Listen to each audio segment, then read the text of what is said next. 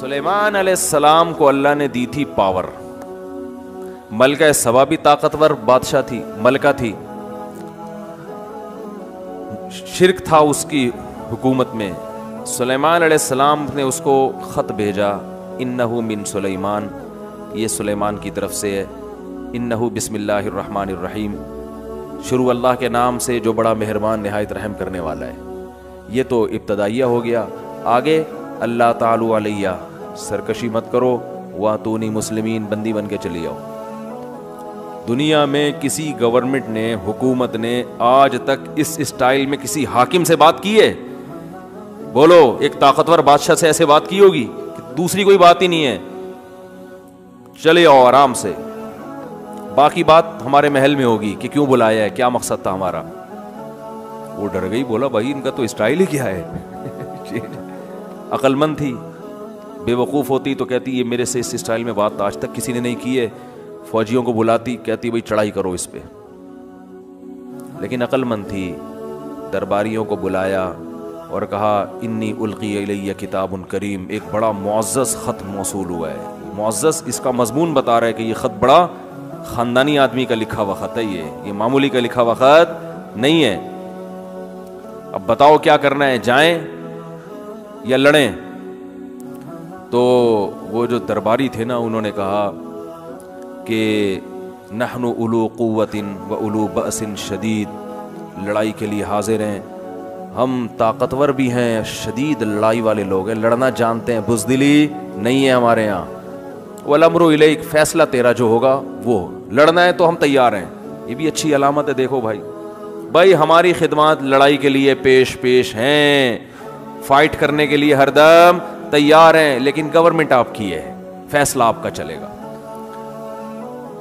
تو درباری بھی بڑے عقل مند تھے, جو اسمبلی میں لوگ بیٹھے ہوئے تھے فوجی, اور ملکہ بھی بڑی عقل مند. اس نے کہا ان الملوک اذا دخلوا قریۃ, جب بادشاہ لوگ کسی بستی میں داخل ہوتے ہیں نا, یعنی شکست بھی تو ہو سکتی ہے ہمیں.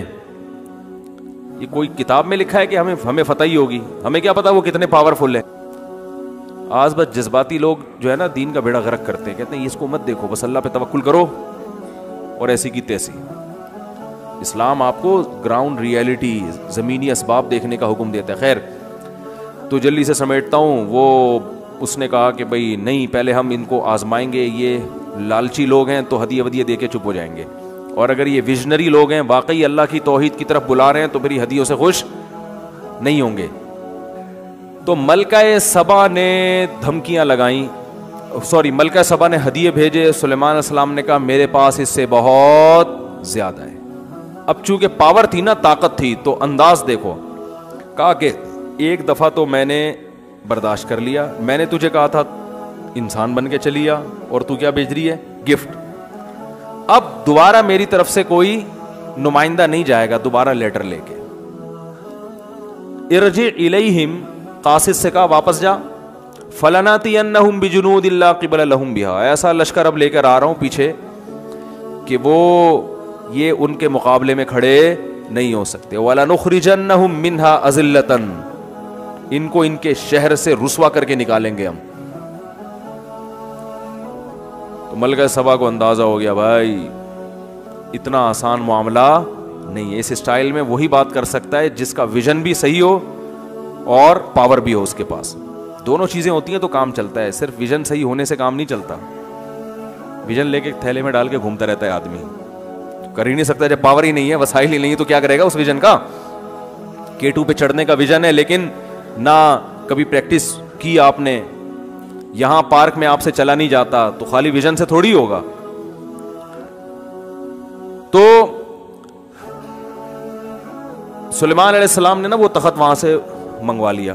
تو خیر میں یہ عرض کر رہا تھا کہ کتنی پاور, اور ملکہ سبا جب آ کے ان کی شان و شوکت دیکھی حیران ہو گئی, ان کے معجزے بھی دیکھے, اسلام قبول کر لیا اس نے. اور سلیمان علیہ السلام کو اللہ نے ایسی بادشاہت, لیکن حیرانگی کی بات ہے موت ایسے دی جو بالکل ہی الگ انداز تھا.